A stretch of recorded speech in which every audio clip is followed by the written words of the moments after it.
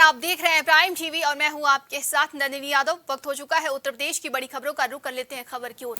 आज अपना दल के संस्थापक सोनेलाल पटेल की जयंती लखनऊ के इंदिरा गांधी प्रतिष्ठान में मनाई जा रही है। मुख्य अतिथि गृह मंत्री अमित शाह, सीएम योगी आदित्यनाथ, दोनों डिप्टी सीएम ब्रजेश पाठक और केशव प्रसाद मौर्य ने सोनेलाल को श्रद्धांजलि दी। इस मौके पर सीएम योगी ने कहा कि जिन मुद्दों को लेकर सोनेलाल पटेल ने संघर्ष किया था उसका साकार रूप पिछले 9 साल में दिखा है। वहीं अमित शाह ने कहा कि सोनेलाल पटेल ने पिछड़ों के लिए काम किया। सोनेलाल पटेल ने तमाम संघर्षों के बावजूद पिछड़ों की लड़ाई जारी रखी। आप कल्पना करिए, आज से 25 वर्ष 30 वर्ष पहले जिन मुद्दों को लेकर के डॉक्टर सोनेलाल पटेल जी ने संघर्ष किया था, जिसके लिए उन्होंने जीवन जिया था, उसका आज साकार रूप पिछले 9 वर्षों के अंदर आदरणीय प्रधानमंत्री श्री नरेंद्र मोदी जी के नेतृत्व में हम सबको देखने को मिल रहा है। सामाजिक न्याय का इससे अच्छा उदाहरण और क्या हो सकता है, जो नारा 2014 में प्रधानमंत्री मोदी जी ने देश को दिया था, सबका साथ, सबका विकास, सबका विश्वास और सबका प्रयास। सोनेलाल जी का पूरा जीवन दलित, पिछड़े, आदिवासी, वंचित समाज के कल्याण के लिए संघर्ष करने में गया है। पूरा जीवन उन्होंने गरीब तबके के सभी समाजों को एकत्रित कर संघर्ष के रास्ते पर चलकर उनके जीवन में खुशियां भरने का प्रयास किया। कई बार जेल गए, कई बार पुलिस के केस झेले, कई बार प्रताड़नाएं भी झेली, परंतु उन्होंने पिछड़ों के लिए संघर्ष का राग कभी नहीं छोड़ा।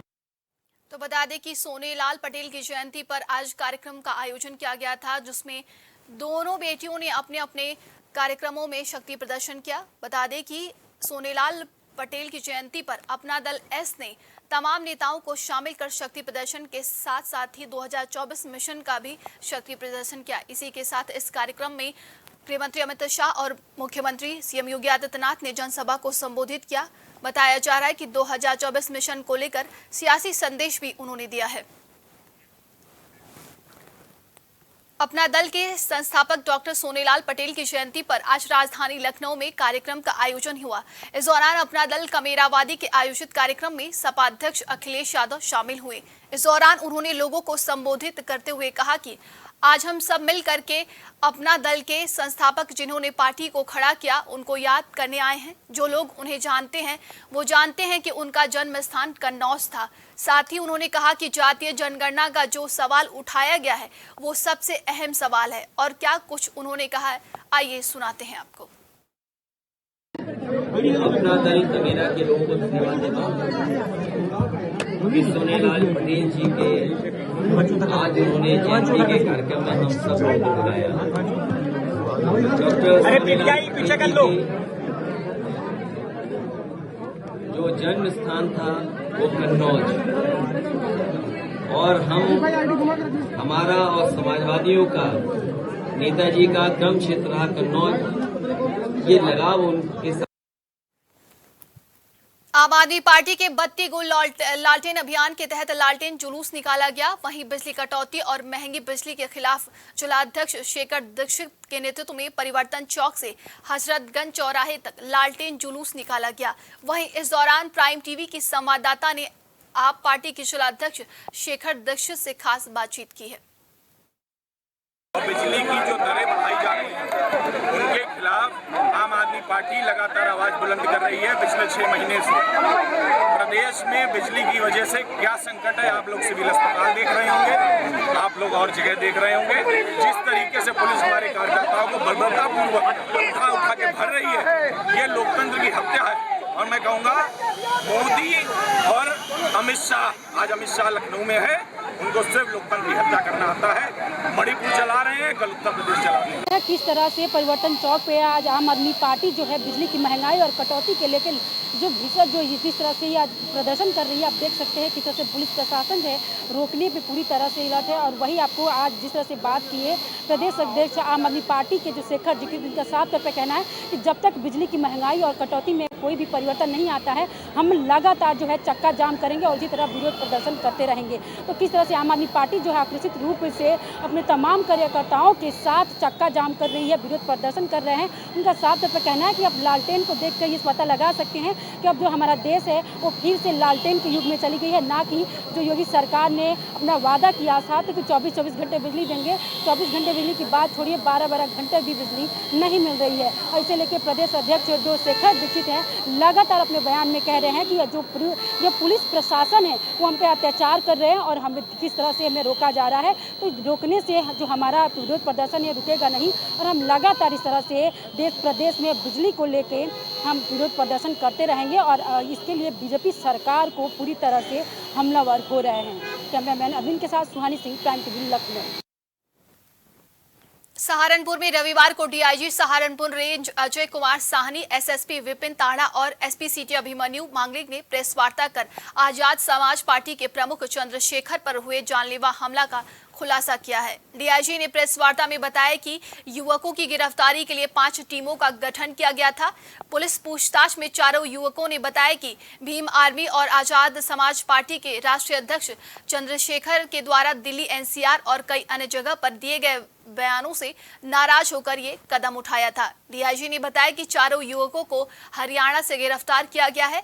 वहीं हरियाणा नंबर की कार सहित अवैध हथियार बरामद किए गए हैं। यूपी के डीजीपी द्वारा जल्द खुलासा करने वाली टीम को 50,000 के इनाम की घोषणा की गई है और अधिकारियों को प्रशस्ति पत्र दिया जाएगा।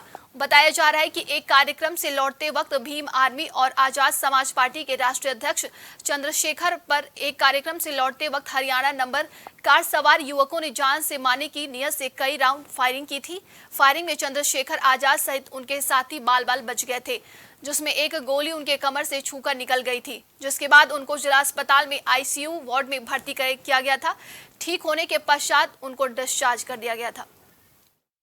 जैसा कि आप लोग जान रहे हैं, 28 तारीख को चंद्रशेखर आजाद की गाड़ी पर हमला हुआ था। वो 5 नंबर गाड़ी में सवार थे। इसमें एसएसपी सहारनपुर द्वारा त्वरित तौर पर 5 टीमें बनाई गई थी। एसपी सिटी, एसपी देहात, सीओ देवबंद, स्वाट और सर्विलांस की ये टीमें लगातार काम कर रही थी और हर घंटे इनकी मॉनिटरिंग की जा रही थी। इसी क्रम में ये तथ्य निकलकर सामने आया कि ये 4 लड़के हैं। एक विक्की जो कि हरियाणा का रहने वाला है, एक विक्की रणखंडी का रहने वाला है, एक प्रशांत है और एक लविश है। ये चारों लोग गाड़ी में सवार थे स्विफ्ट डिजायर में। गाड़ी विक्की उर्फ विकास की थी जो कि हरियाणा का रहने वाला है। और इन्होंने पूछताछ में ये बताया कि पिछले कुछ महीनों से जो चंद्रशेखर आजाद द्वारा एनसीआर और दिल्ली में बयानबाजी की जा रही थी, उस बयानबाजी में काफ़ी ऐसी चीज़ें थी इसको लेके हम लोग में काफ़ी नाराजगी थी। उल्टे सीधे जो बयान थे, इसलिए ये लोग आ रहे थे और टोल पर, रोहाना टोल पर इन्होंने देखा कि चंद्रशेखर का काफिला था। तत्काल इन्होंने अटैक करने का प्लान बनाया और पीछा करते हुए इन्होंने देवबंद में जाकर उनकी गाड़ी पर फायर किया। ज्यादा जानकारी के लिए इस खबर पे हमारे साथ संवाददाता गौरव सक्सेना जुड़ चुके हैं। गौरव, चंद्रशेखर आजाद पर जिन हमलावरों ने हमला किया, उनका यही कहना है कि लगातार उनके बयानबाजी से वो नाराज थे, जिस पर उन्होंने उन पर हमला किया है। देखिए, ये पूरा मामला जो है एक बहुत ही संगीन मामला देखा जा रहा है और इस तरीके से अटैक चलती हुई गाड़ी के सामने उन्होंने आकर अटैक किया। वो लगातार से उनका पीछा करते आ रहे थे और ये पहले से ही पूरी एक सोची समझी साजिश की तरह पूरा तरह प्लान किया गया था। और जो 4 युवकों को बरामद किया गया है और इस तरीके से पूरी घटना का खुलासा किया है, ये भी एक बहुत बड़ा विषय है, एक बहुत बड़ा सवाल उठता है जिस पर कि इस तरीके से योगी राज में सरेआम फायरिंग हो जाती है, गोले चल जाती है। कहीं ना कहीं प्रशासन की भी एक बहुत बड़ी इसमें गौरव, प्रशासन की तरफ से अभी आगे और क्या कुछ कार्रवाई की जा सकती है इन हमलावरों पर? देखिए, प्रशासन ने गिरफ्तारी की जो बात की है कि अम्बाला कोर्ट में सरेंडर करने जा रहे थे। देखिए, ये जो घटना है सहारनपुर उत्तर प्रदेश का जुडिशियल बैठता है और ये जुडिशियल जो है उत्तर प्रदेश क्षेत्र का रहा कि घटना उत्तर प्रदेश के देवबंद में हुई। और जिस तरीके से प्रशासन ने बताया कि चारों युवक जो है हरियाणा अम्बाला कोर्ट में अपना सरेंडर देने जा रहे थे। तो एक बहुत बड़ा सवाल उठता है कि जब घटना यहाँ हुई तो इस तरीके से जाना और इस तरीके से बातें कहीं ना कहीं सरकार की बहुत बड़ी नाकामी साबित है जी। इस पूरे घटनाक्रम में। तमाम जानकारी के लिए बहुत बहुत धन्यवाद आपका गौरव।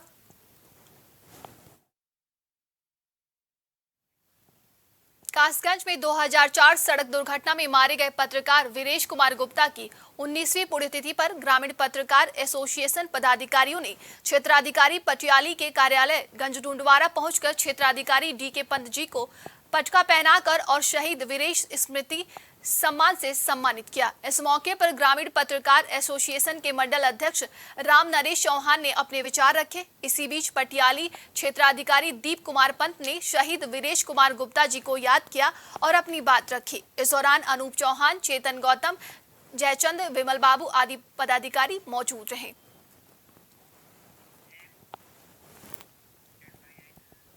हरियाणा के बिजली मंत्री रंजीत चौटाला प्रदेश में स्मार्ट बिजली व्यवस्था के दावे करते हुए स्मार्ट मीटर लगाने का अभियान चलाए हुए हैं, लेकिन सिर्फ स्मार्ट मीटर लगा दिए जाने से लचर बिजली व्यवस्था स्मार्ट नहीं हो जाएगी। आज भी जगह जगह बिजली के ट्रांसफार्मर जमीन पर लगे हुए हैं और खुली तारें हमेशा दुर्घटनाओं को न्योता दिखाई देती हैं, जिनकी चपेट में आए दिन बेजुबान पशु जहां अपनी जान गंवा रहे हैं, वहीं आम आदमी भी हमेशा डर के साए में यहां से गुजरता है।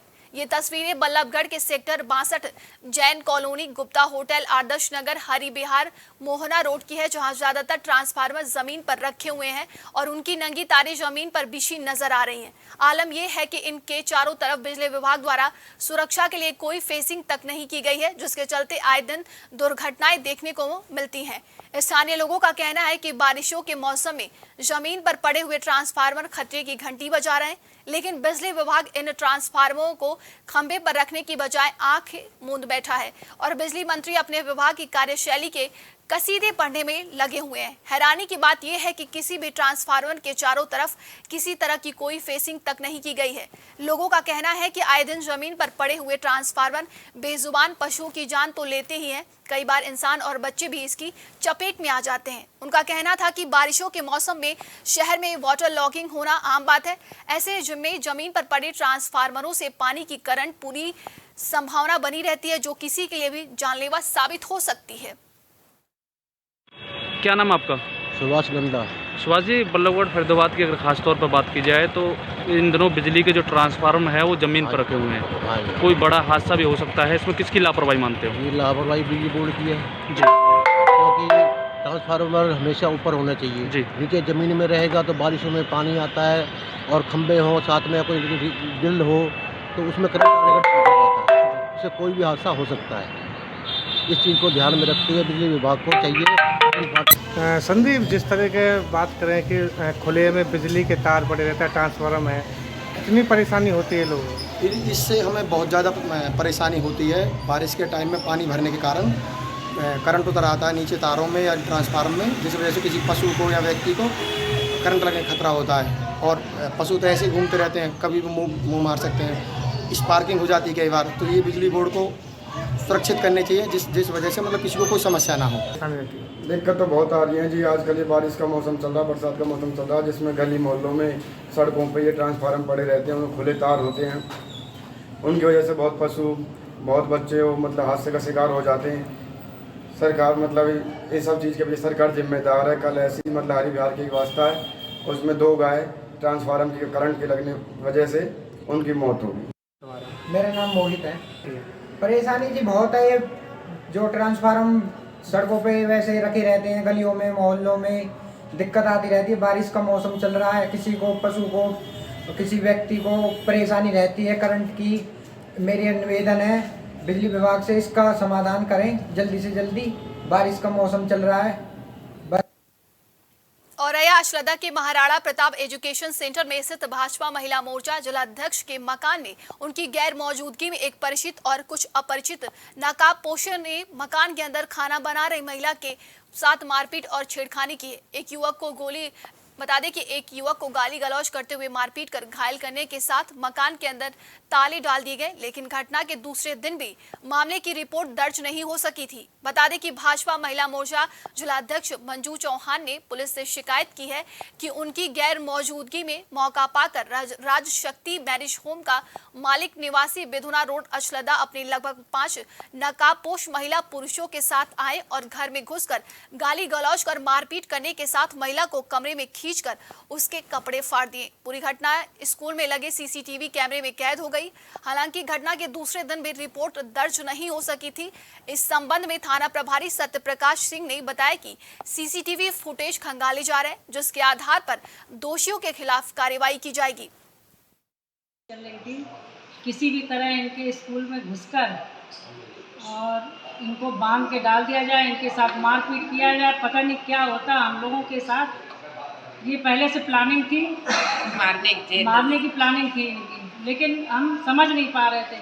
हम घर से निकले, पार्टी का काम था घर से बिधुना के लिए, और इन लोगों को पता था कि निकल गई है, निकलना या देख नहीं पाए। उसके बाद एकदम से इनकी तैयारी पहले से थी। किसने हमला किया है? हरवीर सिंह सेंगर ने। हरवीर सिंह सेंगर इसके मास्टर माइंड है। इन्होंने बाहर से लेडीजें बुलाई, आदमी बुलाया, बाहर से छल्ला के तो नहीं थे, बाहर के थे, हो सकता है अजीत मल के हों। सर, अछल्ला में दो पक्षों में विवाद का मामला सामने आ रहा है, क्या है पूरा मामला? हाँ, एक डॉक्टर मनोज कुमार सिंह बालिका डिग्री कॉलेज के प्राचार्य और हरवीर सिंह जो अपने को भूस्वामी बता रहे हैं, दोनों का प्रकरण माननीय उच्च न्यायालय में लंबित है। और 2 दिन पूर्व हरवीर सिंह द्वारा उनके जो कर्मचारी महिला वहाँ पर निवास कर रहे थे विद्यालय में, उनको बाहर निकाल करके अपना ताला लगा दिया गया था। सीसीटीवी फुटेज के आधार पर सुसंगत धाराओं में पंजीकृत कर लिया गया है, आवश्यक कार्रवाई की गई है। ज्यादा जानकारी के लिए इस खबर पे हमारे साथ संवाददाता जाहिद जुड़ चुके हैं। जाहिद, बीजेपी महिला मोर्चा के अध्यक्ष ने कहा है कि उनके घर में 5 नकाबपोशों ने घुसकर मारपीट और गाली गलौज की है, क्या कुछ अधिक जानकारी है इसको लेकर? जी नंदी, आपको बता दो कि भारतीय जनता पार्टी मोर्चा की मंजू सिंह चौहान ने पुलिस की शिकायत पर दिया। उन्होंने कहा है कि हमारी गैर मौजूदगी में कुछ लोग घर के अंदर नकाबपोश घुस आते हैं और उनके साथ में कुछ मारपीट करते हैं, जिसका लगे सीसीटीवी कैमरे में पूरा रिकॉर्ड हो जाता है। उसी के आधार पर उन्होंने एक तहरीर दी है थाने में, जिसमें सीओ का कहना है कि तहरीर के आधार पर जो भी मामला है पंजीकृत कर लिया जाए, वैधानिक कार्रवाई की जाएगी। जाहिर, लेकिन इसमें यह भी कहा जा रहा है कि दूसरे दिन जब वो शिकायत करने जाती हैं तो उनकी रिपोर्ट नहीं लिखी जाती है, ऐसा क्यों? हाँ, वही मंजू सिंह का कहना है कि वहाँ जो शिकायत के लिए जाते, शिकायत नहीं की जाती। वही पुलिस का कहना है सीओ का कि जो भी तहरीर दी गई उनको तत्काल शिकायत कर ली गई है और मामले की पूरी जाँच की जा रही है। इस पूरे मामले को लेकर प्रशासन की तरफ से क्या कुछ कार्रवाई की जा रही है अभी तक? प्रशासन की बात की जाए तो उन्होंने कई टीमें लगा दी गई है, वही पुलिस बराबर दबिश दे रही है, पूरा प्रयास कर रही है। तमाम जानकारी के लिए बहुत बहुत धन्यवाद आपका जाहिद।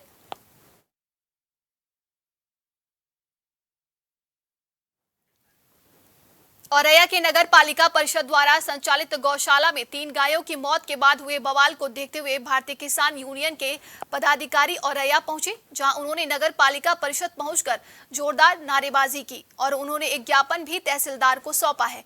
वहीं भारतीय किसान यूनियन के इटावा जिलाध्यक्ष विपिन तोमर ने जानकारी देते हुए बताया कि नगर पालिका परिषद द्वारा संचालित गौशाला में भूख के कारण 3 गायों की मौत हो जाना बहुत ही निंदनीय काम है। आज कल हमें शाम को अब यहाँ की टीम ने अवगत कराया था कि यहाँ पर जो औरैया नगर पालिका का जो गौशाला है, वहाँ पर चारे की वजह से लगभग कल 10 गायें ख़त्म हुई थी। तो ये सबसे बड़ी समस्या है, इसलिए आज हमारा धरना प्रदर्शन यहाँ पर है। और यहाँ पर हमें आए हुए लगभग आधा घंटा हो चुका है। नगर पंचायत में अभी ना कोई यहाँ पर कोई अधिकारी आया है, ना कोई अभी सदर एसडीएम से भी हमारी बात हुई है, ईओ की अवगत करा दिया है, सीओ सदर को भी अवगत करा दिया, सभी को अवगत करा दिया। अवगत कराने के बाद भी यहाँ पर अभी तक कोई अधिकारी नहीं आया है। और भारतीय किसान यूनियन भानु इस मुद्दा को लेकर यहाँ से लेकर मुख्यमंत्री तक जाएंगे हम लोग। जनपद में मैनपुरी के थाना बिछवा क्षेत्र के जिरौली दिलीपपुर मार्ग पर पुलिस और बदमाशों के बीच मुठभेड़ हो गई।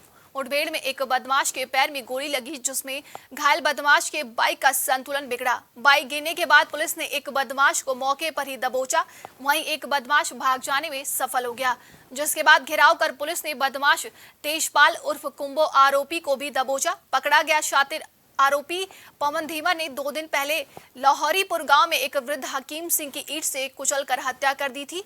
बदमाश के पास से एक तमंचा और मोटरसाइकिल बरामद किया गया है। वहीं पकड़ा गया आरोपी पहले भी जनपद औरैया में एक हत्या कर चुका है। ये थाना बिछवा के लाहौरीपुरा गांव में 29/30 की रात को हाकिम सिंह की हत्या हुई थी। वृद्ध थे और अपनी परचून की दुकान के बाहर तख्ते पे सो रहे थे, तो इनको ईंटों से वार करके हत्या की गई थी, जिसमें 3 लोगों के नाम प्रकाश में आए थे, जो गांव के ही एक पवन कश्यप है, दूसरा कम्मो उर्फ तेजपाल है और तीसरा इनका एक साथी है कुलदीप, जो कुरावली थाना क्षेत्र का रहने वाला है। आज पुलिस मुठभेड़ में ये दिलीपपुर कैलई के जंगल में पुलिस मुठभेड़ हुई है, जिसमें थानाध्यक्ष पिछवा और उनकी टीम और हमारी सर्विलांस टीम थी। चेकिंग के दौरान जब ये यहाँ पर 2 लोग आते हुए बिना नंबर की मोटरसाइकिल से दिखाई दिए तो उनको रोकने का प्रयास किए, तो उन्होंने पुलिस पार्टी पर फायरिंग की, जिसकी पुलिस ने फिर घेराबंदी की और उसमें सुरक्षार्थ ने आत्मरक्षार्थ फायरिंग की, जिसमें एक गोली लगी है पैर में।